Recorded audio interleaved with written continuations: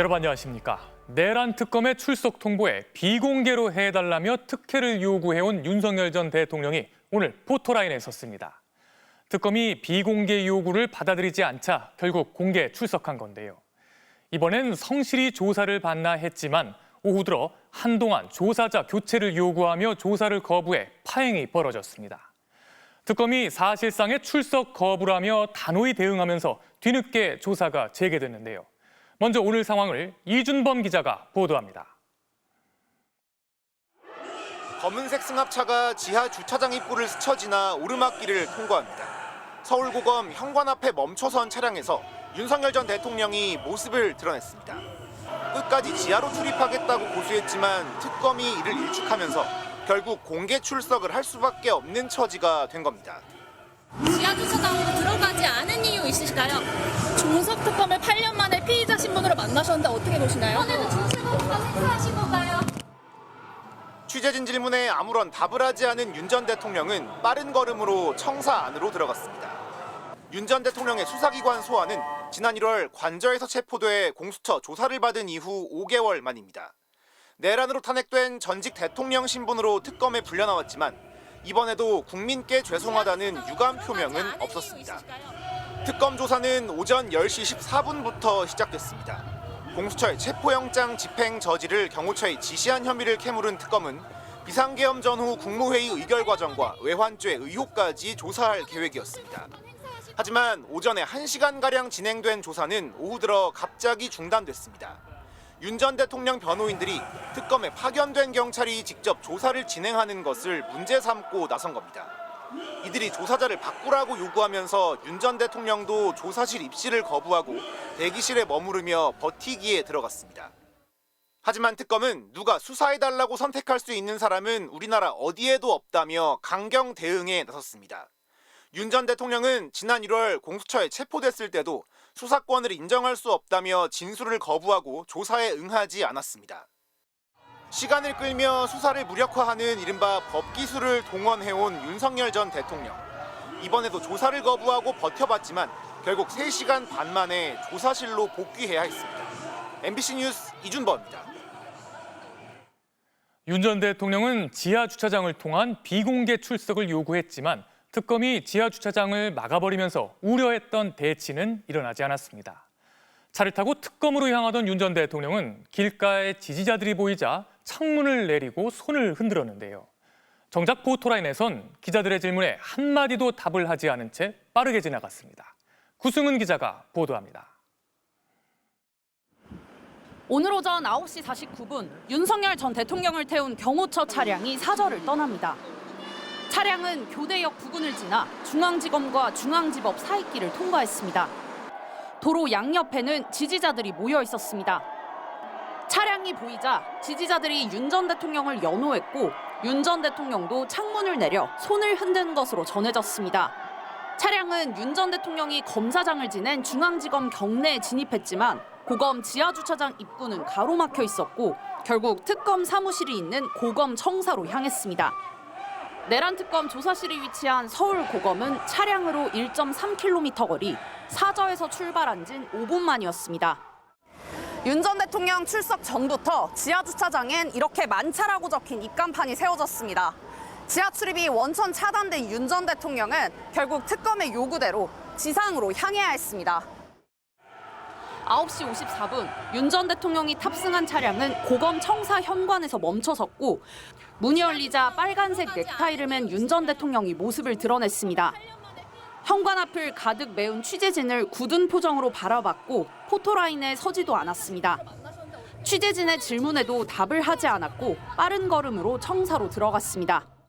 지하 주차장으로 들어가지 않은 이유 있으실까요? 중석 특검을 8년 만에 피의자 신분으로 만나셨는데 어떻게 보시나요? 비공개 출석을 하겠다며 지하 주차장을 고집했던 윤 전 대통령은 결국 공개 출석을 해야만 했습니다. MBC 뉴스 구승입니다. 윤 전 대통령은 오늘 오후 조사를 거부하면서 조사 담당자 교체를 요구했습니다. 경찰이 질문하지 말고 검사가 하라는 거였는데요. 특검팀은 이렇게 조사를 방해하면 변호인들까지 수사할 수 있다며 초강수로 맞섰습니다. 이어서 신재용 기자가 보도합니다.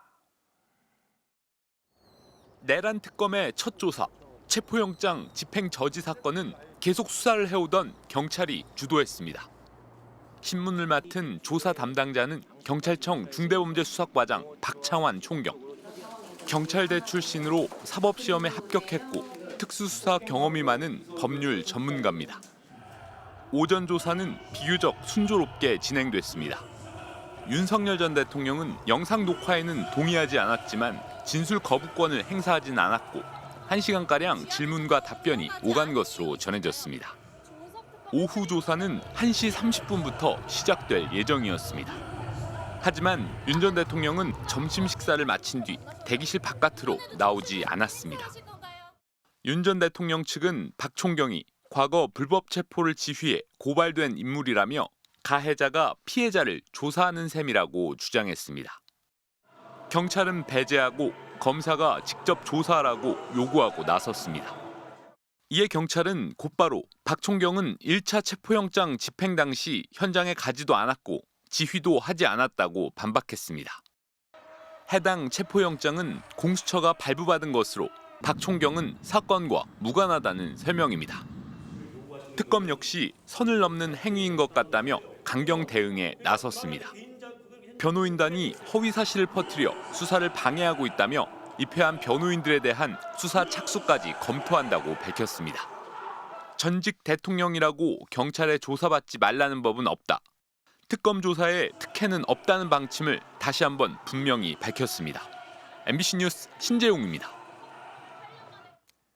그럼 내란 특검 사무실이 있는 서울 고검에 나가 있는 취재 기자 연결해 보겠습니다.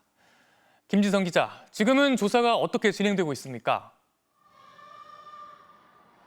네, 윤석열 전 대통령은 오후 들어 3시간 넘게 조사실에 들어가지 않고 버티기로 일관하다가 오후 늦게 다시 조사를 받기 시작했습니다. 1시간 전 특검 언론 브리핑에 따르면 현재는 윤 전 대통령 측의 질의응답이 순조롭게 진행되고 있다고 하는데요. 박재영 내란 특검보는 이 체포 방해 혐의에 대한 조사는 윤 전 대통령의 거부로 결국 재개하지 못했다고 밝혔습니다. 하지만 수사의 효율성 등을 고려해 이 국무회의 의결과 외환 관련 조사를 오후 4시 45분쯤 재개했다고 했습니다. 한번 조사가 끝나고 난 다음에는 이 수사 준칙에 따라서 8시간 이내에 새로운 조사를 할 수 없도록 돼 있기 때문에 본인 동의를 받아 조사자를 바꿔서 2차 피의자 신문 조서를 시작했다는 설명입니다.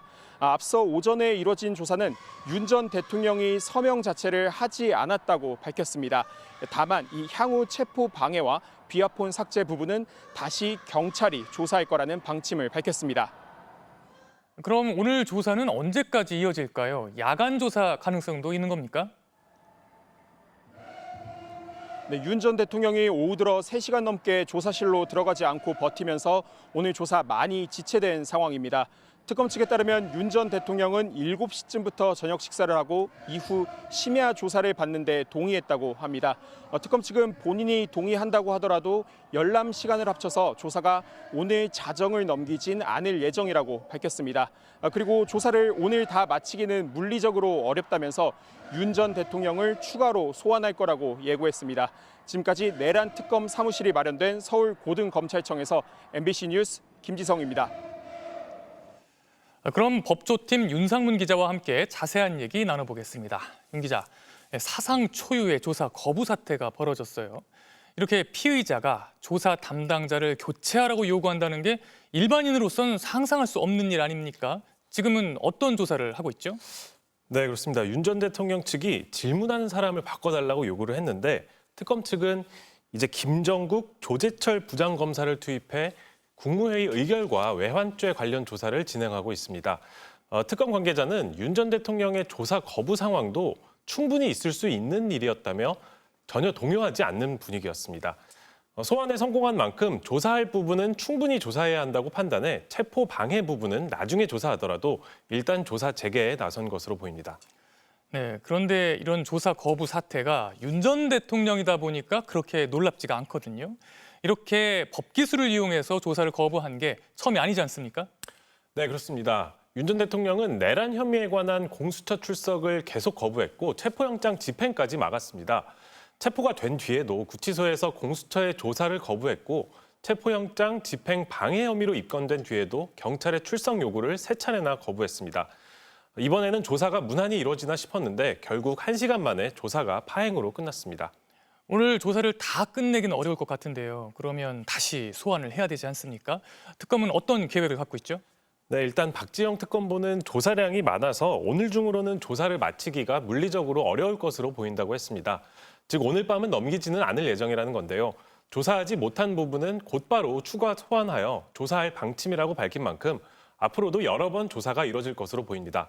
다음번 소환될 경우에도 정문으로 걸어오게 하겠다는 입장이어서 공개 소환을 이어갈 뜻을 분명히 했고요. 또 체포 방해 혐의에 대해서는 경찰이 조사를 진행할 예정이라고 전했습니다. 네, 윤상문 기자 잘 들었습니다.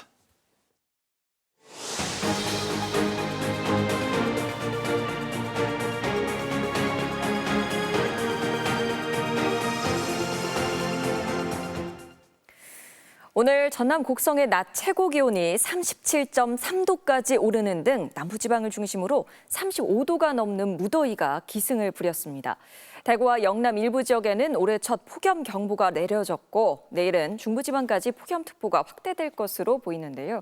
최근 국내 연구진이 조사했는데 쪽방촌에서 폭염과 열대야가 극심하게 나타나 대책 마련이 시급해 보입니다. 손은민 기자입니다. 대구 중구의 쪽방촌입니다. 오전 10시 반, 바람이 들까 방마다 문을 반쯤 열어놨고 한 주민은 더위를 피해 아예 복도로 나왔습니다. 1시간도 못 자요, 밤에. 그래 맨날 내렸는데 바깥에 공원을 쪄놨는 거고. 수면 유도제 가는 그 뭐도 안 되고. 여름엔 밤잠을 거의 못 자고 종일 땀을 많이 흘려 기운이 없거나 짜증과 두통, 어지럼증을 느끼는 게 일상입니다. 조금 방 한 칸에 거기서 가스 번어놓고 거기서 라면 끓여다 쓰고 하니까 방 안이 더 덥죠. 다 아파. 그럼 하다못해 어디가 아파도 아파. 경북대와 계명대 연구진이 지난 2년 동안 대구 쪽방 40곳의 열 환경을 측정하고 쪽방 주민들의 반응과 증상을 조사했습니다. 6월부터 8월까지 평균 쪽방 온도는 32.1도, 최고 40도까지 오르는 날도 많았고 실내 습도는 30%에서 90%까지 오르내렸습니다. 특히 쪽방촌 주민들은 한밤중 위험한 과열 환경에 노출된 걸로 나타났습니다. 쪽방 주민의 여름 평균 수면 시간은 4.2시간. 열기를 방 안에 가두는 쪽방 구조가 만든 이른바 실내 열대야 때문입니다. 하지만 주민들은 둔감했습니다. 실제로 설문조사에서 쪽방 주민의 78%가 견딜 수 없는 더위를 경험했다고 했는데 대응법은 68%가 참는다였습니다. 그래서 열적 민감도라는 지수를 도출을 했는데 그게 일반 성인 대비 한 70% 정도 둔감화된 것을 확인할 수 있었습니다. 체내 열이 상승함에도 불구하고 이게 둔감하게 반응을 하고 있다면 온열 질환이 악화되고 연구진은 이번 연구 결과를 바탕으로 쪽방의 열환경 구조와 위험도를 진단하고 고위험군을 찾아 맞춤형 대책을 제시할 계획입니다. MBC 뉴스 손은민입니다. 정부가 어제 수도권 주택담보대출을 6억 원으로 제한하는 초강력 부동산 대책을 내놓고 바로 오늘부터 적용에 들어갔는데요. 현장 분위기는 일단 효과가 있는 것으로 보입니다. 저희 취재진이 집값이 급등했던 서울 지역의 부동산 중개업소들을 둘러봤습니다. 이혜선 기자입니다. 서울 반포의 한 아파트. 최근 84제곱미터 가격이 45억 원까지 치솟았지만 매수 문의가 끊이지 않았던 곳입니다. 그런데 어제 주택담보대출 한도를 6억 원으로 제한하는 대책이 발표된 뒤 바로 분위기가 바뀌었습니다. 오늘 상황은 전반적으로 전화 별 소리가 없어요. 어제까지 엄청나게 궁금해가지고 어제까지 전화가 굉장히 많이 왔었는데 근데 오늘부터는 팔 사람들은 포기. 내가 집을 팔고서 살 수가 없잖아요. 또 다른 급등 지역인 마포도 마찬가지. 어제는 가계약을 걸어놓은 매수자들의 어떻게 해야 하냐는 문의 전화가 빗발쳤지만 오늘은 그마저도 잠잠해졌습니다. 어제 날짜로 가계약을 하게 되면 대출 규제를 적용을 받느냐 이런 문의들이 많이 왔었어요. 그런 분들은 어떤 분들인가요? 영등포라든지 여의도, 서울역 젊은 고소득층들이 주택담보대출을 받아 산 수도권 주택은 6개월 내 전입을 의무화하면서 전세 낀 집을 대출받아 사는 갭 투자도 불가능해졌기 때문에 매수세가 주춤해질 수밖에 없을 거란 게 대체적 평가입니다. 여기 마포 지역만 해도 6억으로 대출 받아서는 집 구매하기가 신혼부부한테는 너무 어려운데 그리고 저희는 갭으로 지금 들어가는 상황인데 6월 초에 계약을 했는데 조금만 늦었어도 생애 최초 주택 구입과 버팀목 디딤돌 대출 등 정책 대출 한도를 줄인 것도 곧바로 영향이 나타나고 있습니다. 어제 신혼부부가 오시기로 하셨는데 8월달, 9월달을 입주 목표로 오셨는데 보증금 3억으로는 대출이 안 되니까 그래서 못 오신 거예요.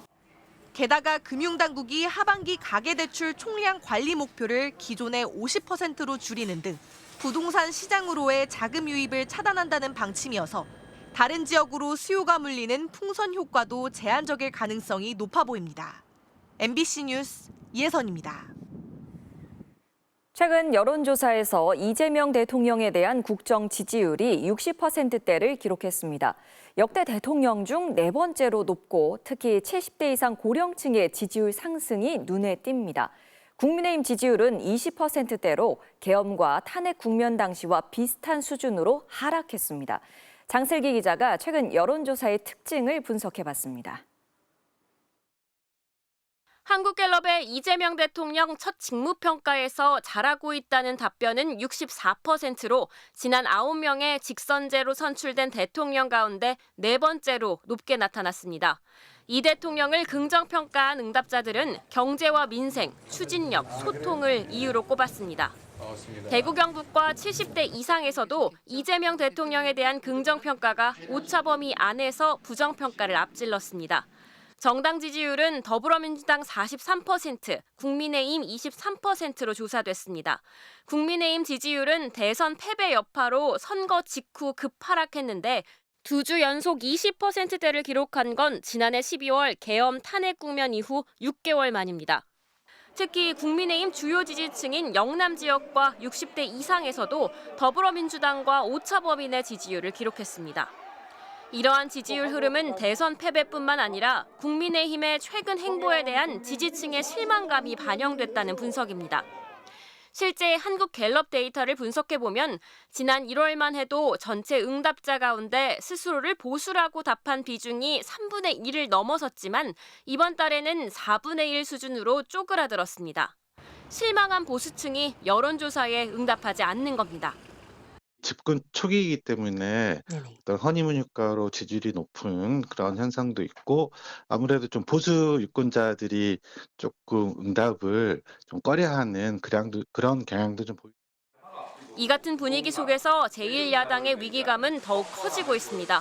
대선 이후에도 당내 혁신이 지지부진한 데다 절대적인 수적 열세로 여론 주도에 실패하면서 자칫 당 지지율이 10%대로 추락할 수 있다는 우려마저 나옵니다. 국민의힘 관계자는 처참한 지지율에도 국민의힘이 갖고 있는 위기의식이 이에 부합하지 않는 것 같다며 경각심을 가져야 한다고 평가했습니다. MBC 뉴스 장슬기입니다. 60대 택시기사를 살해하고 도주했다 붙잡힌 20대 남성이 자신의 범행 이유에 대해 기사가 길을 잘 찾지 못했다고 진술했는데요. 이 남성이 오늘 구속됐습니다. 또 서울 노원구 주택가에 나타난 멧돼지가 아파트 현관문을 부수는 등 곳곳을 들이받다가 결국 사살됐습니다. 사건 사고 고병찬 기자입니다. 가로등도 없는 한적한 주택가의 이면도로.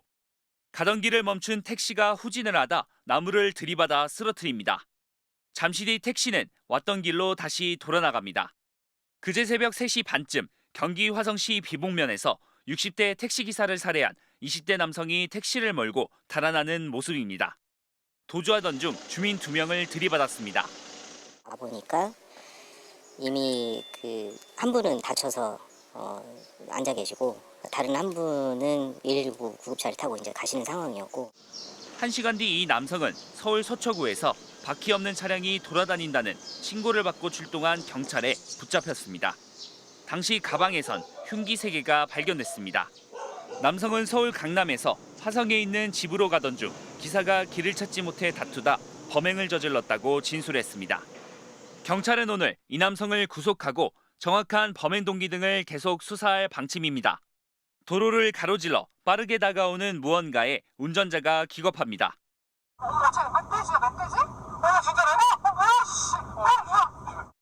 일대 주택가를 누비며 곳곳을 들이받는 모습도 잇따라 포착됐습니다. 어제 저녁 6시 반쯤 서울 노원구 상계동에서 멧돼지 신고가 접수됐습니다. 다친 사람은 없었지만 아파트 출입문 등이 파손됐습니다. 멧돼지는 저녁 8시쯤 전문 엽사에게 사살됐습니다. 사다리차를 이용해 물을 뿌려보지만 연기가 끊임없이 피어오릅니다. 오늘 아침 8시 20분쯤 경남 진주시에 있는 폐기물 처리 업체에서 불이 났습니다. 주변 상가 5곳도 모두 태운 끝에 불은 4시간 만에 꺼졌습니다. 이보다 앞서 전북 익산시에선 창고 화재로 6,500여만 원의 재산 피해가 발생했습니다. MBC 뉴스 고병찬입니다. 세계 3대 AI 강국을 제일 공약으로 내건 이재명 정부가 국민 모두가 쓸 수 있는 AI를 개발하는 사업에 첫 발을 디뎠습니다. 정부의 개발 지원 계획을 밝히는 설명에는 꽉 차서 개발자들이 바닥에 앉을 정도로 관심이 뜨거웠습니다.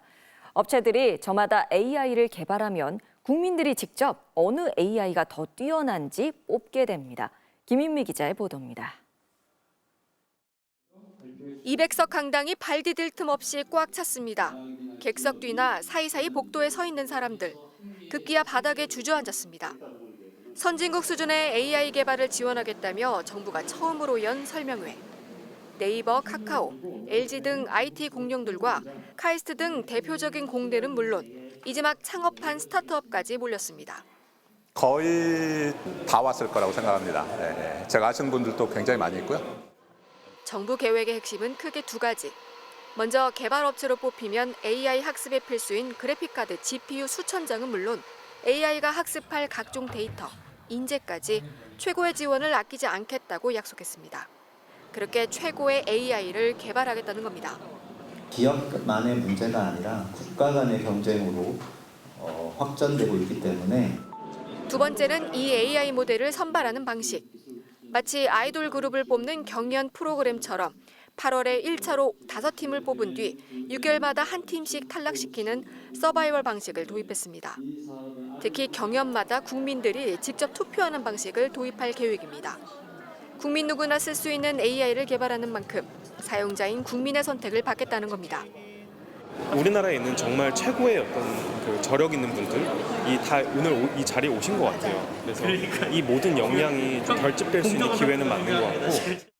이번 AI 개발 지원은 전 정부에서 기획됐지만 세계 3대 AI 강국을 내건 이재명 정부가 출범하면서 더욱더 힘이 실리게 됐습니다. 특히 여러 업체를 골고루 지원하기보다는 확실한 한 곳만 전폭 지원해야 한다는 업계 의견이 받아들여진 점도 특징입니다.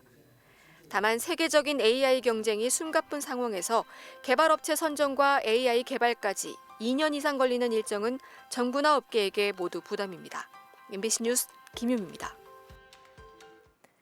도널드 트럼프 미국 대통령이 북한 김정은 국무위원장과 좋은 관계를 유지하고 있다며 갈등이 있다면 해결할 것이라고 말했습니다.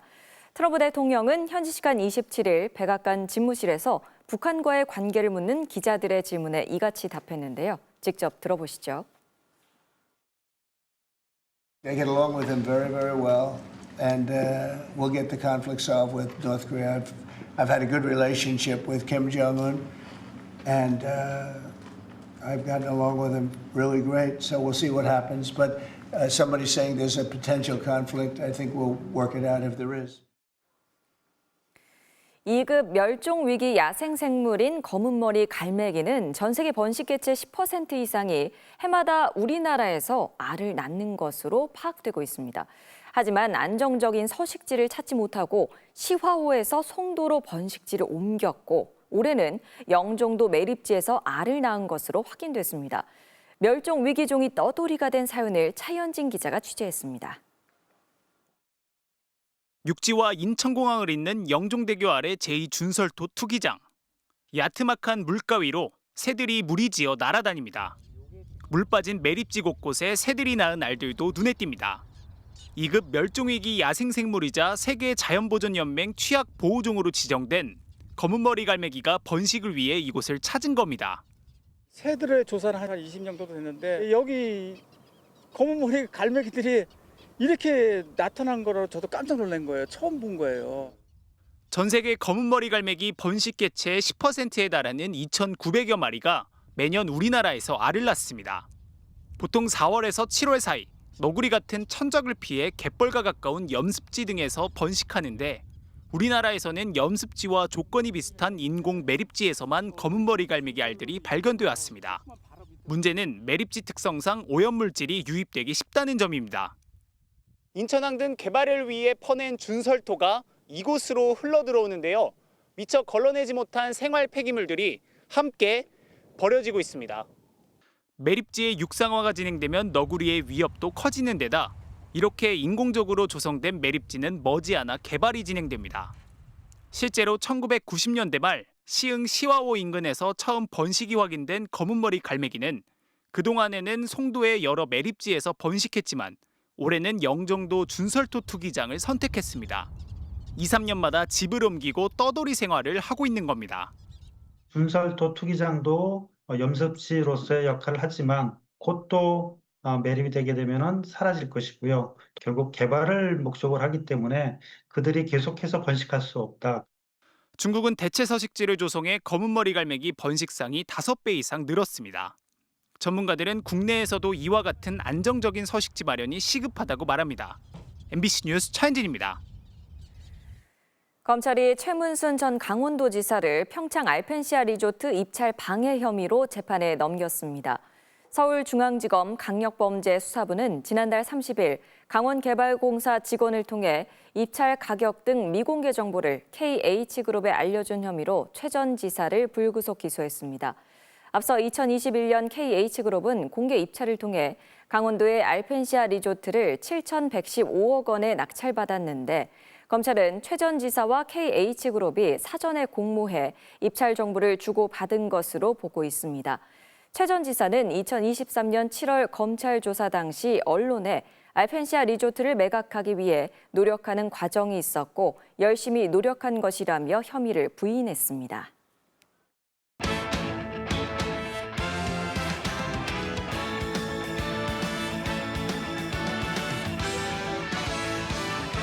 토요일 밤 스포츠 뉴스입니다. 프로야구 키움 송성문 선수가 어제 경기에 이어 3연타석 홈런을 터뜨렸습니다. 나머지 타석에서도 모두 안타를 때려내 무려 6타석 연속 안타를 기록했는데요. 김수근 기자입니다. 전날 8회 마지막 타석에서 2점 홈런을 터뜨려 키움의 짜릿한 역전승을 이끌었던 송성문. 3주 만에 살아난 장타 본능은 오늘 경기까지 계속됐습니다.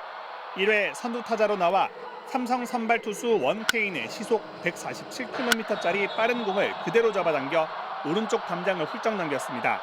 이틀 연속 홈팬들을 열광시킨 송성문은 2회 두 번째 타석에서도 시원한 아치를 그렸습니다. 바깥쪽으로 떨어지는 체인지업을 공략해 비거리 130m짜리 홈런포로 연결했습니다. 올 시즌 리그 처음이자 개인 통산 첫 번째 3연타석 홈런.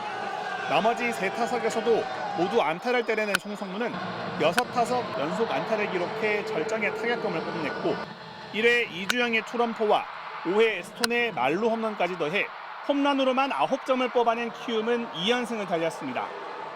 리그 최고의 외국인 투수로 꼽히는 한화 폰세와 SSG 앤더슨의 선발 맞대결로 관심을 모은 문학 경기에선 폰세가 7이닝 1실점 호투를 펼쳐 5와 3분의 2이닝 4실점에 그친 앤더슨의 완승을 거뒀습니다. 시즌 11승을 올린 폰세는 평균 자책점도 1.99로 낮춰 앤더슨에게 내줬던 이 부분 1위를 되찾았고 삼진 9개를 잡아내 리그 최초로 시즌 153진 고지를 밟았습니다. 기아 외국인 타자 위즈덤은 한쪽 무릎을 꿇으면서도 무려 타구 속도 170km짜리 대포를 쏘아 올리는 괴력을 발휘해 2경기 연속 홈런을 기록했습니다. MBC 뉴스 김수근입니다. 탁구 대표팀 신유빈 선수가 국제대회 혼합 복식에서 일본 남매조를 꺾고 결승에 올라 2주 연속 우승에 도전합니다. 준결승 상대는 친남매인 일본 하리모토조. 신유빈은 최고의 콤비인 임종훈과 호흡을 맞춰 1세트를 11대 3으로 가볍게 가져옵니다. 2세트에선 상대 반격이 만만치 않았는데요. 8대9 한 점 차로 뒤져 세트를 내줄 위기까지 맞았습니다. 그래도 임종훈의 드라이브가 네트를 맞고 들어가는 행운에 무려 12대12까지 이어진 듀스 승부에도 집중력을 발휘해 세트를 따냈습니다. 3세트는 8대0으로 앞서면서 일찌감치 승기를 잡았고요. 결국 세트 스코어 3대0으로 승리했습니다. 결승 상대는 중국 황유정, 천희조인데요. 2주 연속 우승 기대해볼게요. 지난해 한화에서 은퇴한 SSG 출신 레전드죠. 김강민 선수가 오늘 특별 엔트리로 이름을 올려 홈팬들에게 마지막 인사를 했습니다. 토요일 밤 스포츠 뉴스였습니다.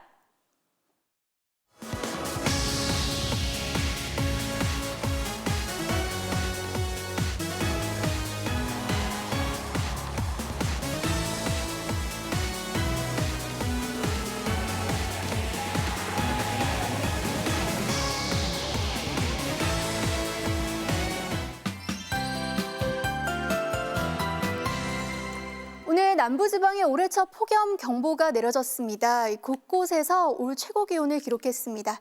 전남 곡성이 37.3도까지 치솟았고요.